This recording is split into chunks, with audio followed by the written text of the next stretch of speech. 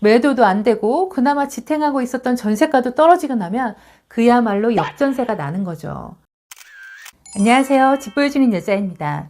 오늘은 갭투자 실패 사례에 대하여 이야기 나눠볼까 해요. 갭투자란 매매가 전세가의 차이를 이용하여 투자하는 방식이에요. 예를 들면 매매가가 5억인 집에 전세 4억에 살고 있는 세입자가 있으면 전세보증금 4억을 안고 나머지 1억만 집주인에게 주면서 매수를 하는 거죠. 전세금 4억은 나중에 전세 만기가 되면 집을 매도하거나 다시 새로운 세입자를 구해 돌려줌으로써 추후 집값이 상승하거나 전세가가 오르면서 생기는 추가 상승분을 고스란히 이익으로 얻을 수 있는 거예요. 따라서 세입자가 살고 있는 집을 매매가, 전세가의 차이, 즉 매정갭이라고 하는데요. 이 차익을 주고 매수하거나 아니면 공실 또는 임대차 만료가 되는 집을 사서 새롭게 전세를 맞추면서 세입자에게 받는 전세 보증금으로 매도인에게 잔금을 치르면서 매수를 하는 방법을 선택합니다. 소액 투자의 핵심 갭투자. 그런데 갭투자가 항상 성공할 수만 없다는 사실 알고 계시나요? 주변을 보면 갭투자 실패 사례가 꽤 많아요. 이러한 실패 사례가 왜 생기는지 이번 영상에서 살펴보면서 갭투자 실패 확률을 줄이기 위한 방법들을 알려드릴 테니 끝까지 시청해주세요. 첫 번째, 높은 전세가의 함정. 갭투자는 매매가, 전세가의 차이, 즉 매정갭이 적을수록 투자금이 적게 들어가기에 효율성이 좋습니다. 5억에 4억 전세보다는 5억에 4억 5천만 원의 전세가 투자금이 5천만 원이나 더 적게 들어가죠. 투자금을 줄여 한 채 매수할 수 있는 집을 두 채로 늘릴 수도 있고 따로 어디선가 돈을 더 끌어오지 않아도 됩니다. 그래서 갭 투자를 하실 때 우선적으로 보시는 부분이 전세가인데요. 그래서 전세가가 높은 단지들을 선호하시죠.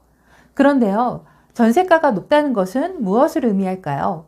보통 입지 좋은 곳에서 전세가가 높으면 전세가, 매매가가 별 차이가 없으니 전세 수요가 매매 수요로 전환되기도 하고 매정갭이 적으니 투자자가 들어오기도 좋아 결국 매매가 상승으로 이어지는 경우가 많아요. 그런데 이런 입지 좋은 신축들의 경우 매정갭이 얼마 차이 나지 않는 기간이 상당히 짧은 경우가 많아 그 시기를 딱 맞춰서 매수하기가 쉽지가 않아요. 이런 곳들의 아파트는 거래가 잘 되기 때문에 실거래가 반영 속도도 빨라 매매가든 전세가든 덜 올랐다 싶으면 그 수요에 맞는 사람들이 몰리거든요. 전세가가 낮을 때는 전세 수요가 몰려 다시 전세가가 상승하고 나면 매매가 별 차이가 없어 매매가도 금방 또 올라 다시 매정갭은 벌어집니다. 전세가가 오르고 매매가가 오르기 직전에 이 타이밍을 참 찾기가 힘들어요. 그래서 돈에 맞춰 아파트를 사다 보면 상급지에서 하급지로, 신축에서 구축으로 시선이 옮겨갑니다. 하급지나 구축들에서 전세가가 높은 경우가 많거든요. 그러면 매정급이 적게 들어가니 나는 가성비 투자를 할 거야 라고 생각하며 자신을 합리화합니다. 그래서 저평가 아파트, 가성비 아파트 투자라고 말씀하시는데요. 물론 하급지의 구축들도 오릅니다. 단 상승장에서는요. 상승장에서는 고수와 하수를 구분할 수가 없어요. 다 오르니까요.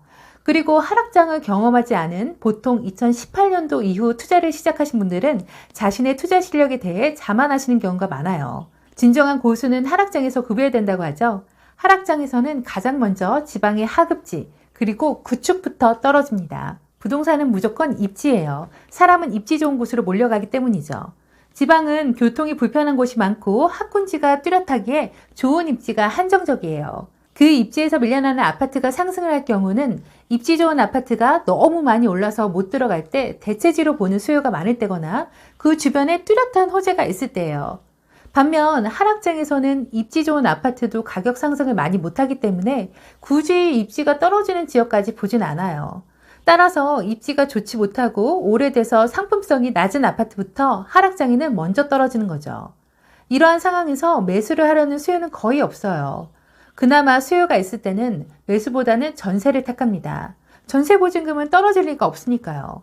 이러한 이유에서 전세가가 높을 수도 있다는 점을 생각하셔야 합니다. 과연 이 아파트의 전세가가 높은 이유가 매매가가 부담스러워서 전세 살고자 하는 수요가 많은 것인지 아니면 매매했다가 떨어질까봐 두려워서 전세 살고자 하는 것인지 말이죠. 그것을 판단하는 기준은 입지와 상품성입니다. 이러한 분석도 없이 그냥 매정갭이 적다고 매매가가 싸다고 매수하시면 나중에 세입자에게 보증금 돌려주기도 어려운 상황이 생길 수도 있어요. 매도도 안 되고 그나마 지탱하고 있었던 전세가도 떨어지고 나면 그야말로 역전세가 나는 거죠. 단기 투자가 목적이시더라도 부동산은 중장기적인 안목을 보고 접근하셔야 합니다. 그 지역의 미분양, 향후 입주량도 보시고 거래량도 보시면서 거래가 잘 되는 지역인지, 그리고 향후 상승할 만한 지역인지, 아니면 이미 너무 많이 오른 지역은 아닌지를 살펴보셔야 예상치 못한 상황을 피해갈 수 있어요. 저는 보통 아파트를 선정할 때 이런 기준으로 봅니다. 과연 내가 이 동네에 사는 사람이라면 이 아파트를 사고 싶겠는가? 적어도 실수요가 받쳐주는 아파트인지 아니면 매매를 꺼려 전세만 살고자 하는 아파트인지 구별할 줄 알아야 갭투자 실패 확률을 줄일 수가 있어요. 두 번째, 공시지가 1억 미만의 함정. 공시지가 1억 미만 아파트는 취득세 중과에서 배제되기 때문에 다주택자들에게 큰 인기를 얻었었죠. 작년 지방에서 제일 많이 팔린 아파트도 공시지가 1억 미만 소형평형 아파트예요. 이런 아파트들은 전세가도 높아서 매전차액이 얼마 나지 않아 소액 투자로도 인기예요.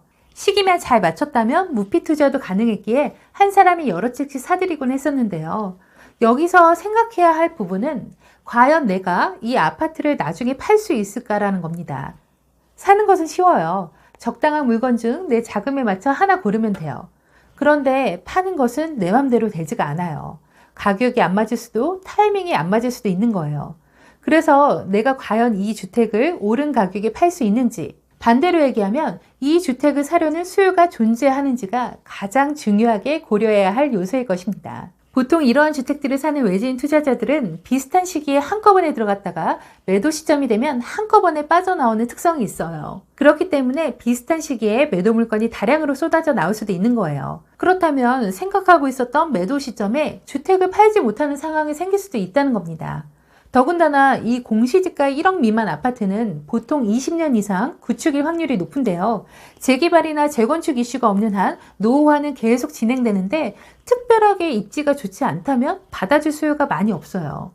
누구나 새 아파트에 살고 싶어 하지만 여건이 안 되면 차선책으로 입지 좋은 구축까지 볼 수 있겠지만 입지도 떨어지고 노후화도 심한 아파트를 매수하려는 사람은 많지 않거든요. 아마 그 지역에서 무조건 살아야 하는 사람이면 매수보다는 전세나 월세를 선호할 거예요. 그렇다면 내 아파트를 사줄 사람은 어디 있을까요? 다시 외지인 투자자가 사줄까요? 특별한 호재도 없는데 가격만 오른 낡은 아파트는 외지인에게도 외면당하죠. 아마 다른 지역에 덜 오른 아파트를 찾을 거예요. 세상에 투자할 지역은 많고 만약에 공시지가 1억 원이 넘거나 취득세 중과배제 같은 세금 정책이 바뀐다면 매수를 할 이유가 전혀 없어지니까요. 그럼 계속 전세만 돌릴까요? 그렇다면 애초에 투자하지도 않았겠죠. 돈이 계속 묶여 다른 곳에 투자할 기회비용마저 날리는 거니까요. 무조건 공시지가 1억 미만을 사지 말라는 것이 아니라 이러한 소형 평형의 노후화된 아파트지만 그 지역민이 살만한 이유가 있는 아파트를 보시라는 겁니다. 그중 가장 중요한 요소는 바로 입지예요. 그냥 단순히 취득세 중과 안 되고 갭이 적다고 무조건 사들으시면 추후 골치 아파질 수 있습니다. 공시지가 1억 미만의 함정 반드시 잘 살펴보세요. 세 번째, 재건축, 재개발의 함정. 재건축과 재개발은 현재의 돈을 지불하고 미래의 가치를 사는 것이죠. 즉 현재보다는 미래에 엄청나게 변화할 지역을 최소한의 자금을 들여 투자하는 겁니다. 보통 재건축과 재개발로 낡은 아파트가 새 아파트가 되면 아파트의 상품성뿐만 아니라 주변 환경까지도 개선되어 더더욱 살기 좋은 환경으로 탈바꿈하게 되는데요. 재건축, 재개발의 장점은 신규 택지지구와 달리 이미 인프라가 조성되어 있다는 점이죠. 주변에 학교도 있고 상권도 있고 특히 재건축 같은 경우는 기반 시설까지 어느 정도 갖춰져 있기 때문에 아파트만 새롭게 다시 지어진다면 시세가 껑충 튀는 경우가 많아 투자로서 인기가 좋아요. 그런데요, 여기서도 함정이 존재합니다. 바로 예측 불가능한 시간이에요. 투자는 투자금 대비 얻는 수익이 얼마인지, 즉 수익률이 우선이지만 그 수익이 얻기까지 걸리는 시간에 대한 효용성과 기회비용까지 생각하셔야 진정한 수익률이 나와요. 1억을 투자해서 5억을 벌 수도 있겠지만 그 기간이 15년, 20년 이렇게 걸린다면 그 사이에 얼마나 많은 기회비용들을 놓치겠어요. 그래서 재건축과 재개발 투자의 경우 분산 투자의 일환으로 단기성, 중기성 투자들과 같이 계획을 세워서 함께 하시는 게 좋아요. 내 현금이 장기로 계속 묶이기만 한다면 현금 순환이 안 돼서 계속 좋은 기회들을 놓치게 되니까요. 그래서 재건축, 재개발은 매수하는 시점이 상당히 중요한데요. 최소 조합 설립 인가가 난 곳이어야 해요. 그리고 사업 시행인가, 관리 처분 인가까지 난 물건의 매수 가격은 상당히 높아지지만 그만큼 안전하고 시간도 단축되기도 하거든요. 보통 조합 설립 인가부터 8년에서 10년 정도를 예상하지만 사실 진행 과정이 원활하지 못하면 더 오래 걸리는 경우도 태반이에요. 특히 지방 같은 경우는 20년 가까이 걸리는 경우도 많기 때문에 그 기간 동안 돈이 묶이는 것까지 미리 생각하셔야 합니다. 물론 중공까지 바라보지 않고 중간에 시세가 오르면 파시는 방법으로 단기 투자로도 많이 접근하시는데요. 이러한 경우에는 조합원 지위가 양도되는지 여부를 반드시 확인하셔야 해요. 잘 모르고 하셨다가 막상 팔 수가 없어 비자발적으로 장기 투자하시는 분도 여럿 봤거든요. 재개발구역 옆 지역이라고 100%다 개발되는 것도 아니고 그냥 단순히 겉으로 보이는 노후도만 충족됐다고 지정되는 것도 아니에요. 그리고 정비구역이 지정된다고 말이 나왔다가도 무산되는 경우가 수두룩해요. 특히 지방 같은 경우는 더더욱 그렇죠. 생각해보세요. 지방은 서울과 수도권보다는 개발할 땅이 많아요. 신규 공급 물량이 필요하다면 때려부시고 다시 짓는 것보다는 아무것도 없는 땅에 새롭게 짓는 것이 건축비도 토지 비용도 훨씬 더 적게 들어가고 세대수도 훨씬 많이 공급할 수 있죠. 보여지는 공급량의 수치가 제일 중요한 높으신 분들은 어떤 선택을 하겠어요? 토지의 확장성이 적은 지방 도시들은 다르겠지만 그 지역의 확장성이 좋다, 여분의 땅이 많다 하는 지역은 정말 조심하셔야 해요. 그리고 정비구역 지정되고 조합 설립 인가가 나는 기간까지도 상당히 오래 걸릴 수 있기 때문에 이건 진짜 세월가의 싸움이에요. 자식에게 증여하고 싶다 하시는 분은 괜찮아요. 단, 내 세대에 나는 수익을 보겠다 하시는 분들은 최소한 조합 설립 인가가 난 곳에 들어가시고 신규 택지 공급이 될 만한 땅이 많은 지역은 되도록 피해주세요. 이것도 마찬가지로 재개발, 재건축 물건을 사지 말라는 게 아니에요. 확실히 개발되는 지역인지, 최소 조합 설립 인가까지 난 곳인지, 그리고 조합원의 지위가 양도가 되는지, 새 아파트의 준공까지 장기 투자로 돈을 묶어두실 수 있는 여력이 되시는지를 반드시 살피고 투자하셔도 늦지 않다는 거죠. 시간도 돈입니다. 시간의 가치까지 투자금이 포함하셔야 재개발, 재건축 투자에 실패하지 않으실 수 있어요. 지금까지 갭 투자의 실패 사례를 바탕으로 어떤 부분을 조심해야 하는지 살펴보았는데요. 물론 제가 말씀드린 부분과 상관없이 투자하셨는데 나는 다 성공했다라고 하시는 분들도 많으실 거예요.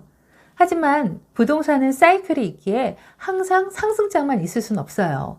따라서 요즘같이 모든 상황들이 혼란스러운 시기에는 상황에 맞게 변수를 먼저 체크하셔서 보다 안전한 투자를 하시는 것을 권해드려요. 잃지 않는 투자가 무엇보다도 중요한 시기입니다. 여러분의 성공 투자를 기원하며 지금까지 집 보여주는 여자였습니다.